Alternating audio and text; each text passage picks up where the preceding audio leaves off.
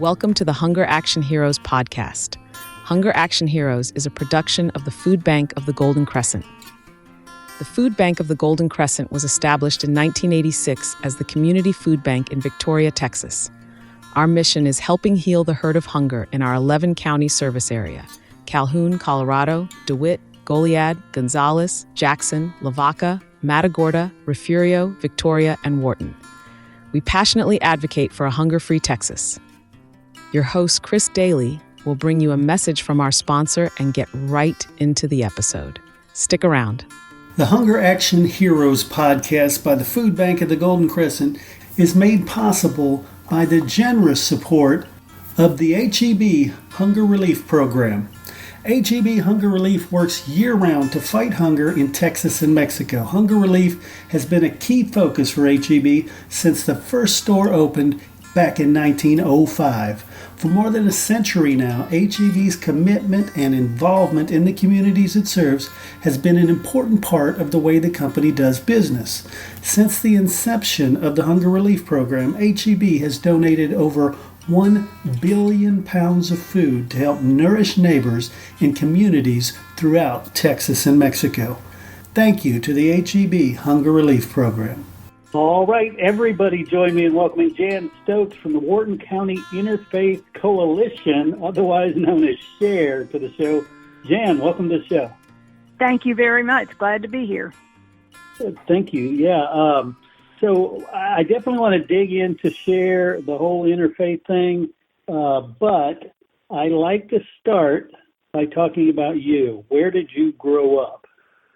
Actually, I was born in Birmingham, Alabama, but my father opened up American National insurance agencies all over the United States.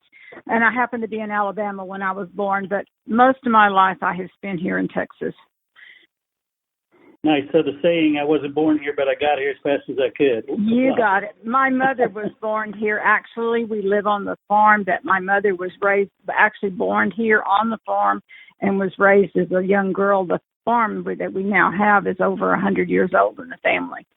Oh, so you were raised right there in Wharton County? I was raised in Texas, but I retired in Wharton County, and I went to high school, but I only went to high school here 2 years. Got it. So how did you get into what you're doing with SHARE? From the time you're born till then, some stuff happened. Well, I married a preacher's kid. That's actually how we met. Dad was a Methodist preacher here in Wharton, and we met actually through his sister. And we kind of went from there. He went off. He's a retired funeral director. Mm-hmm. And I worked for the in the medical field here in Wharton for a long time. And then we had one child, Kimberly, and she was actually raised here, went all the way through school here.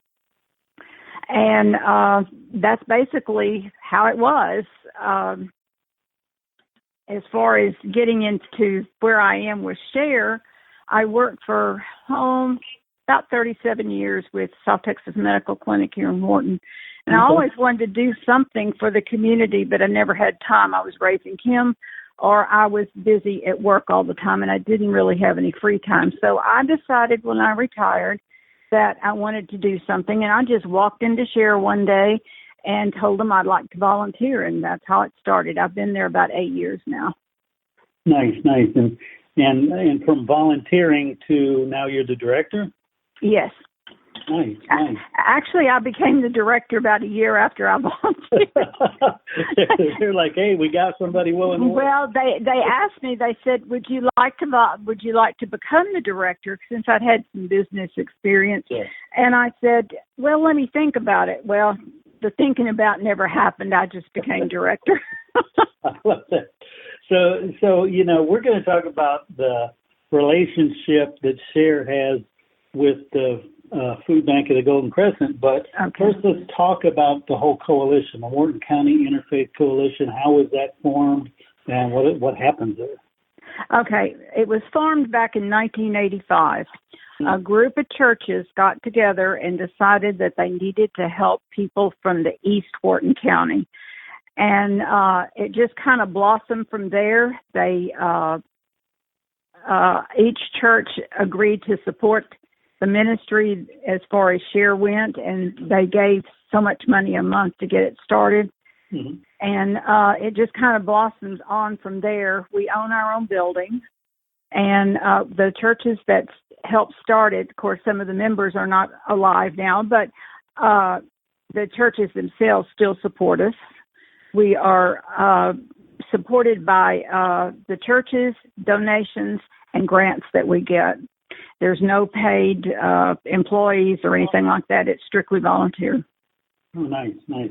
And so talk to me about the services, and how it's grown over the years, because I'm sure from the very first day till now, it's expanded what you do. Oh, it has expanded. When it very first started back in '85, it was mainly a food pantry. Mm-hmm. People would, drop off donated canned goods and that sort of thing. And then it kind of blossomed from there on up to where we are now. But now, in the current, we've been probably in the last 15 years or so, we have, the building is divided up. We have a register. When the people come in, they register, and we have a chart made on the family. And then they are questioned about what they need and things like that. We provide gently used clothing for them. We also provide some gently used household goods, or as far as pots and pans and, that sort of thing. Blankets, sheets, towels, stuff that you would use all the time. And then the clothing, it's everything down there when they walk in is free. Nothing is charged to them at all. And then after they choose, if they need clothes, they go get clothes. If they need some household goods or something, we try to help them with that if we have that. And then we have the food, the actual food. And what it is we have it arranged from basket arranged all the way from A to E. Mm-hmm. And A being one person in the family, E being all the way up to, could be 10 or 12 in a family. Oh, wow. And basically what you have there is you have your basics. In that basket, we put rice, beans, spaghetti, canned fruits and canned vegetables and that sort of thing. And then we add to that eggs, fresh meat, and we get a lot of bakery goods from Walmart. Mm-hmm. So we add bakery goods, bread from H-E-B. We put bread in there. When they leave with a pretty big basket of food. Nice. But it's all according to the size of the family as to how much they get. One person would get less than a person that has maybe 10 in the family. Right. And how do you determine who qualifies to receive the stuff? Okay, it is done. We actually have a chart that the government set up, and it's done by salary and how much income they actually come in. But if they're on Medicaid, or if the child through the school is getting free lunch and stuff like that, they automatically can get help from us. Nice. So, and most of the food bank is wonderful. We get a lot of our stuff from the food bank. Of course, we can get it so much cheaper than we can going to a grocery store or whatever. And I order once a month from them, but they also partner with H-E-B and Walmart, and we get a lot of things from them also, and Dollar General and Family Dollar. We have a lot that we get from them too. So and then we have people that just have food drives for us, and we bring it in. Everything that we get food-wise has to be weighed. If you can eat it or swallow it, it's weighed. If not, then we don't have to eat. We don't have to weigh it. But that's basically the day of the day in the life of Share. We service about 5,000 a year, and most of Share was started not to be a crutch where you came in on a regular basis to get food and stuff like this. It was made for a helping hand type situation. But we have our frequent flyers too, and that's fine. They can get what we call a full load, which is a basket full of food every 3 months. But if they come in and say that they don't have any food in their house, regardless of where they're from, they could be just passing through Wharton, we give them what they call a USDA bag, which has your basic food in it, like beans, rice, canned meat, that sort of thing. Right. And nobody ever leaves there as far as going out our front door if they say they're hungry and have no food. We provide that. And we also provide people that live in motels. We have food for them. We have food for the homeless that camp out in the park somewhere. We try to cover every base and every need for somebody that actually walks in. Excellent. And when you started, was the relationship already there with the Food Bank of the Golden Crescent? Yes, it was. It was. It was.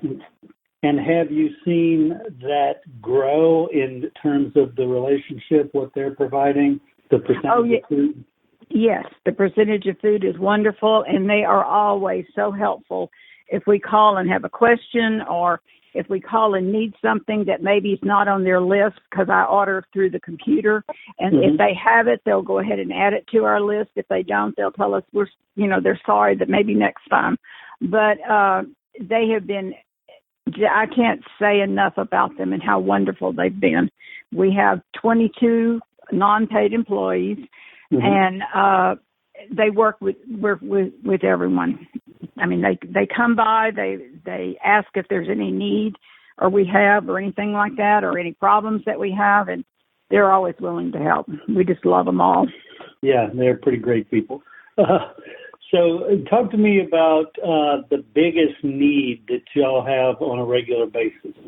The biggest need we have, of course, our number one thing is food. We always need, there's things that we can buy, and we do. I do go to and purchase things at the grocery store. Right now, it's hard for us to get pasta and rice and that sort of thing. So I buy that through one of the local retailers here in Wharton. But things like that change from month to month. What I couldn't get this month from the food bank, I might be able to get next month.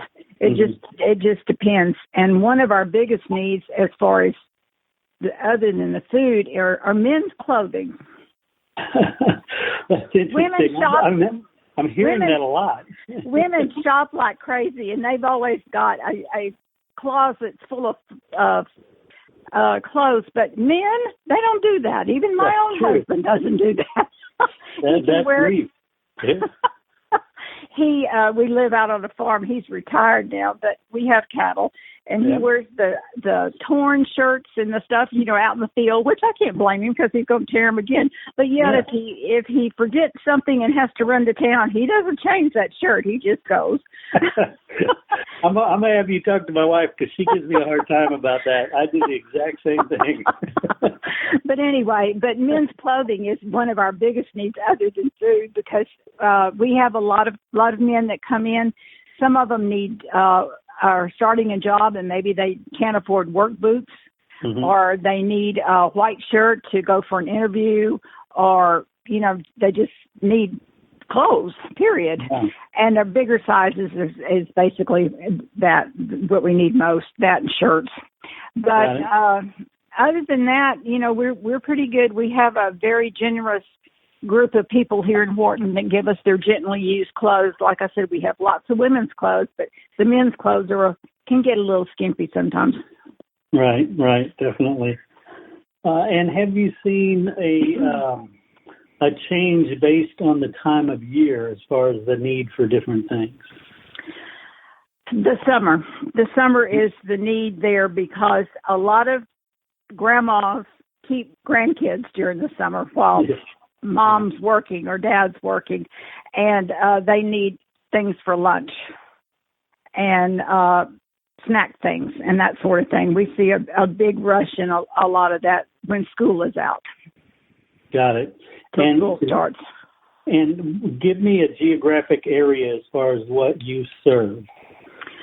Okay, we serve on the east side of Wharton County, which would go a little bit into Egypt, goes all the way to East Bernard, Hungerford, Glens Laurel, Lane City, Bowling, New Guff. Wow. Like I said, we have a big service area. They're small towns, but there are a lot of people that live out in the country. Yeah. So we serve about 5,000 a year. So that's quite a few people. Yeah, it is.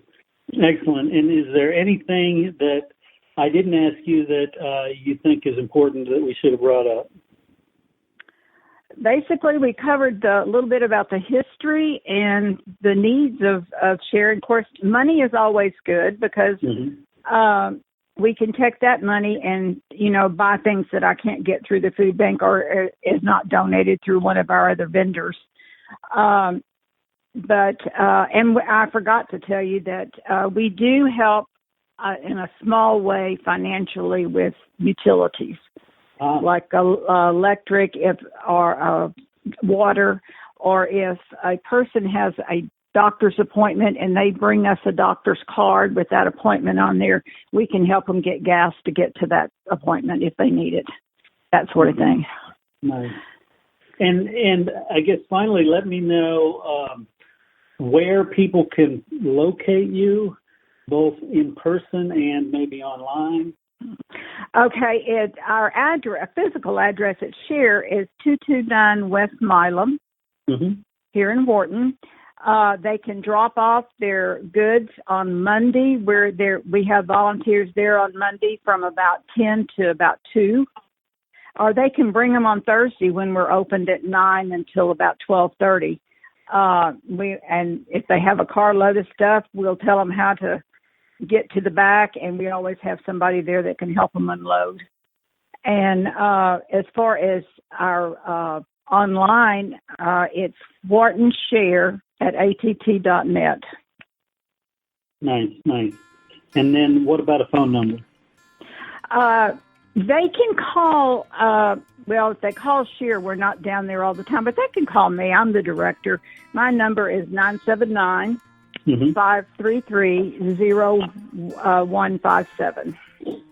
Well, Jan Stokes, guys, I want to thank you so much for sitting down with me, but more importantly, for the work you're doing to help so many people in your area. Well, it's just, like I said, we have 22 volunteers, and none of us would be down there if we didn't want to help and work out some way. We are a Christian organization, so we're just trying to do a little bit of God's work. Amen. I love that. Thank you so much. Okay, thank you.